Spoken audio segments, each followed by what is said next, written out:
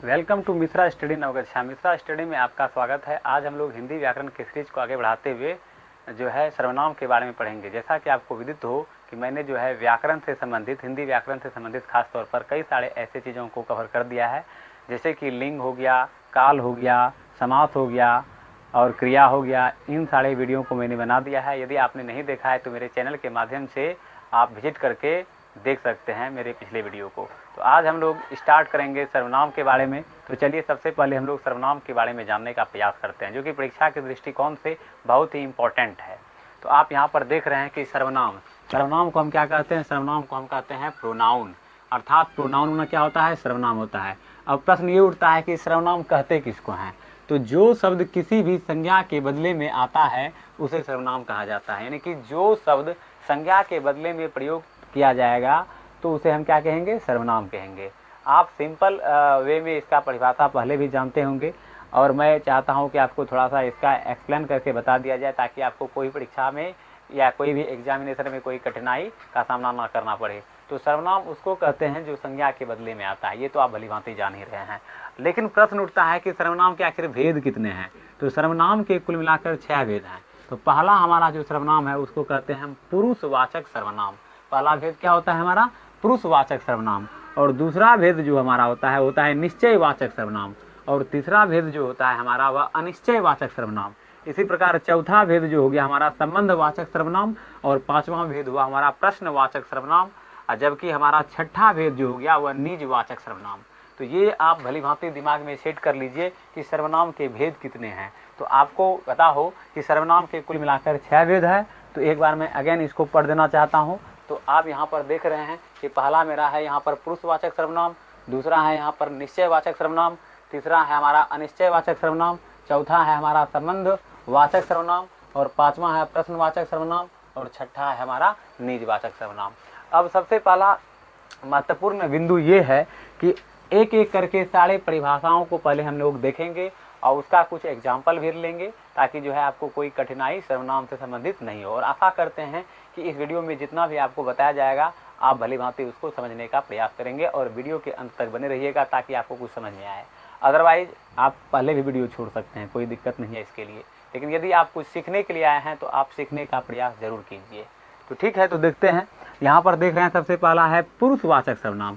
आखिर पुरुषवाचक सर्वनाम कहते किसको हैं? तो जो सर्वनाम पुरुष या स्त्री के नाम के बदले आता है उसे पुरुषवाचक सर्वनाम कहते हैं। यानी कि ऐसे सर्वनाम जो पुरुष या स्त्री के नाम के बदले में आए तो उसे हम क्या कहेंगे? पुरुषवाचक सर्वनाम कहेंगे। जैसे कि कुछ एग्जाम्पल मैंने लिखा है यहाँ पर, मैं, हम, ठीक है, उसके बाद तुम, वह आदि। ये सब हमारा क्या कहलाएगा?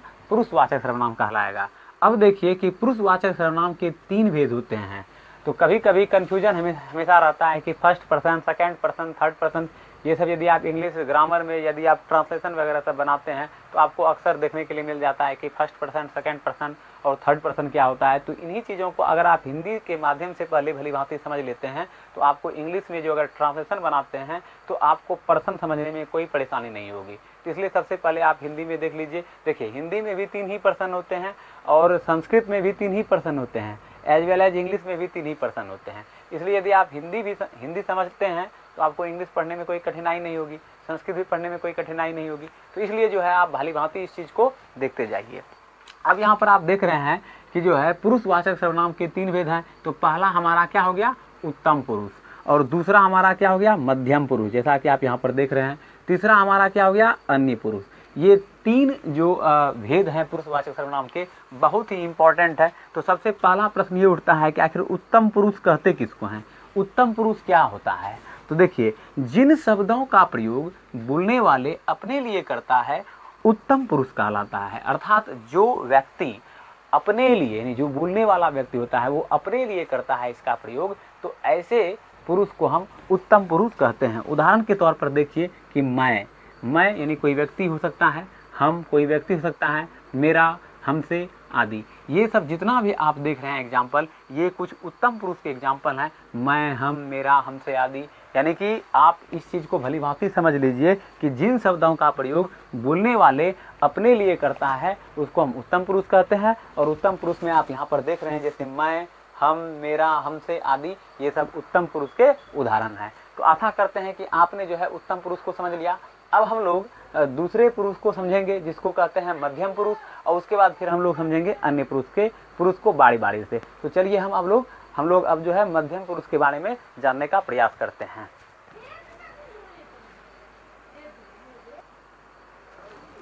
अब आप यहाँ पर देख सकते हैं कि मध्यम पुरुष किसको कहेंगे।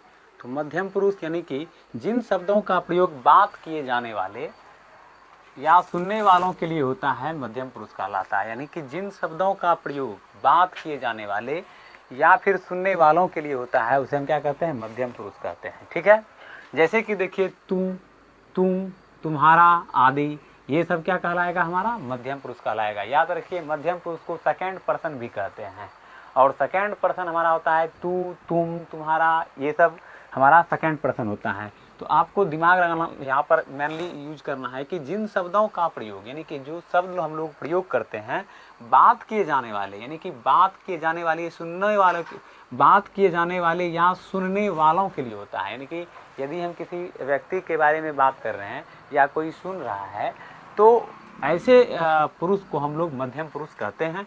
उदाहरण के तौर पर आप यहाँ पर देख रहे हैं कि तू, तुम, तुम्हारा आदि। इसी प्रकार नेक्स्ट है हमारा अन्य पुरुष। अन्य पुरुष को हम लोग कहते हैं थर्ड पर्सन। अन्य पुरुष को क्या कहते हैं, थर्ड पर्सन कहते हैं।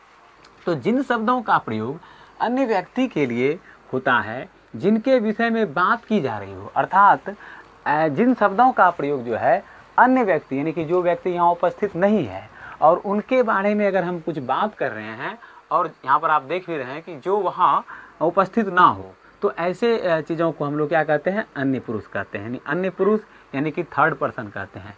जैसे में आप देखिए कि वह, वे, उसको, ये सब हमारा क्या कहलाया, अन्य पुरुष यानी थर्ड पर्सन कहते हैं। तो आशा करते हैं कि आपने जो है पुरुष के बारे में समझ लिया कि जो है सर्वनाम में जो है सबसे पहला पुरुषवाचक सर्वनाम में 3 पुरुष होते हैं।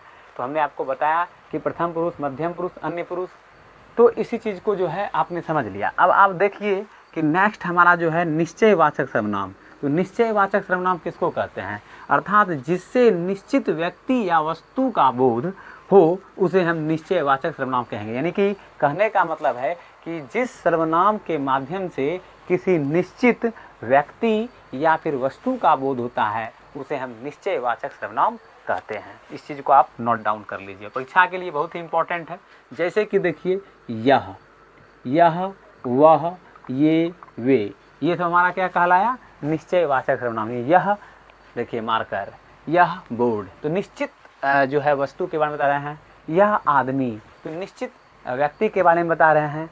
तो इस तरह का जो आप देख रहे हैं यहाँ पर, ये हमारा निश्चयवाचक सर्वनाम कहलाएगा। इसी प्रकार देखिए जस्ट इसका अपोजिट हो जाएगा हमारा अनिश्चयवाचक सर्वनाम, अर्थात जिससे किसी निश्चित वस्तु या व्यक्ति का बोध ना हो, यानी कि जिससे किसी वस्तु या व्यक्ति का जो है निश्चित रूप से बोध नहीं होता हो उसे हम अनिश्चयवाचक सर्वनाम कहेंगे। क्या कहेंगे, उसे हम अनिश्चयवाचक सर्वनाम कह सकते हैं। इस चीज़ को आपने देखा, और कुछ इसका एग्जाम्पल भी हम ले लेते हैं। ठीक है, जैसे कि मान लीजिए उदाहरण के तौर पर यहाँ पर, जैसे यहाँ हम लिखेंगे कोई और कुछ।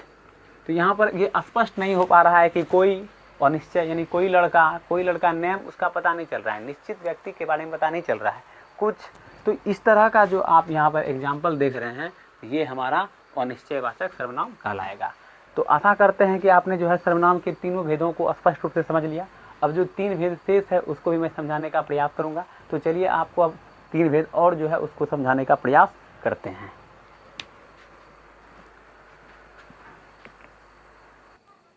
तो चलिए हम लोग अब देख रहे हैं कि संबंधवाचक सर्वनाम, यहाँ पर हम लिख रहे हैं संबंधवाचक सर्वनाम क्या होता है। तो यहाँ पर आप हमारे साथ देखते जाइए कि संबंधवाचक सर्वनाम किसको कहेंगे। यहाँ पर हम स्पष्ट रूप से लिख रहे हैं, आप हमारे साथ बने रहिए। देखिए संबंधवाचक सर्वनाम किसको कहते हैं, जिस सर्वनाम से वाक्य में कही हुई संज्ञा, यानी कि जिस सर्वनाम से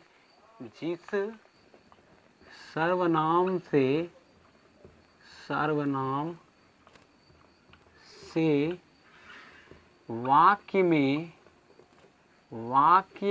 में कही हुई संज्ञा, देखिए हम लिखते जाते हैं, आप लोग स्पष्ट रूप से देखते जाइए।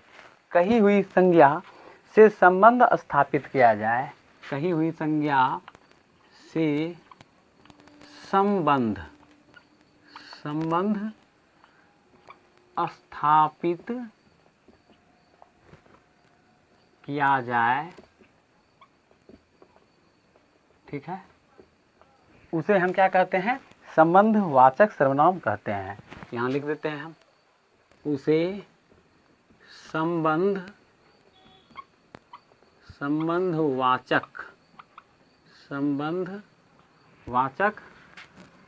सर्वनाम कहते हैं, सर्वनाम कहते हैं। उदाहरण के तौर पर आप देख सकते हैं, जैसे में कि संबंधवाचक सर्वनाम हमारा क्या क्या हो सकता है। तो संबंधवाचक सर्वनाम का मतलब हुआ कि जैसे कि जो, सो, जॉन, ठीक है, और तौन, याद रखिए ये चीज़ जो है संबंध स्थापित कर रहा है। जैसे कि मान लीजिए एक लड़का है जो बहुत ही ईमानदार है, तो यहाँ पर दो चीज़ के बीच क्या हो जाएगा, संबंध स्थापित करेगा।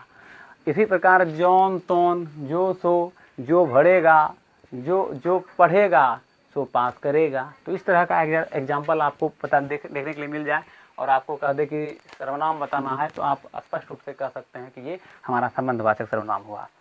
अब इसी प्रकार का नेक्स्ट देखिए कि पांचवा भेद जो है सर्वनाम का, उसको हम कहते हैं प्रश्नवाचक सर्वनाम। प्रश्नवाचक, आप यहाँ पर देख रहे हैं प्रश्नवाचक सर्वनाम। तो प्रश्नवाचक सर्वनाम आखिर कहते किसको हैं, ये आप देखिए कि यानी कि प्रश्न करने के लिए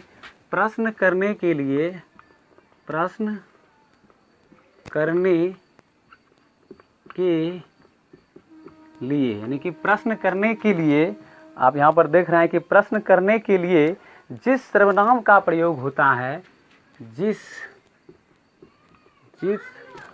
सर्वनाम का प्रयोग होता है, सर्वनाम का प्रयोग होता है, उसे प्रश्नवाचक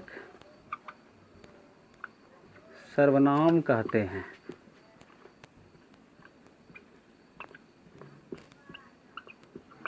जैसे में देखिए आप,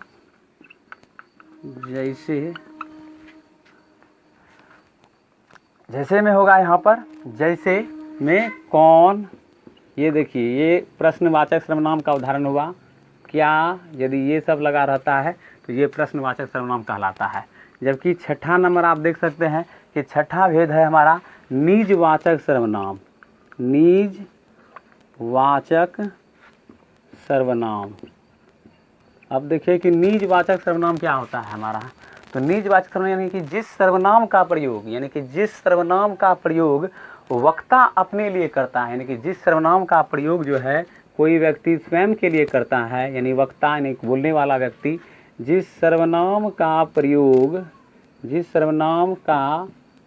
प्रयोग वक्ता माने बोलने वाला, वक्ता अपने लिए करता है, अपने लिए करता है, ठीक है, उसे हम निजवाचक सर्वनाम कहते हैं। क्या कहते हैं उसे हम निजवाचक, यानी निजवाचक मतलब होता है स्वयं का, अपना, निज माने अपना होता है, निजवाचक सर्वनाम कहते हैं।